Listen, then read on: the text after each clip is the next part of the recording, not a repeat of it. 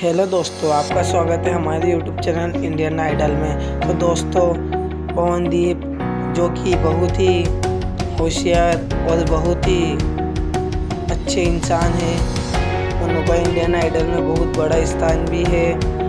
उन्होंने करीना कपूर को बुलाया था इंडियन आइडल पे, पर उन्होंने पहले मना किया, फिर आ गई और पवनदीप के साथ खूब जमकर डांस भी किया। डांस करने के बाद पवनदीप बहुत ही खुश हुए और उन्होंने अपने खुद की अच्छे पिक्चर खिंचवाए और दानिश जी से भी मिलने आए। दानिश जी और पवनदीप दोनों बहुत ही अच्छे दोस्त हैं। पवनदीप को बहुत ही खुशी हुई जिस दिन करीना कपूर ने उनके साथ डांस किया।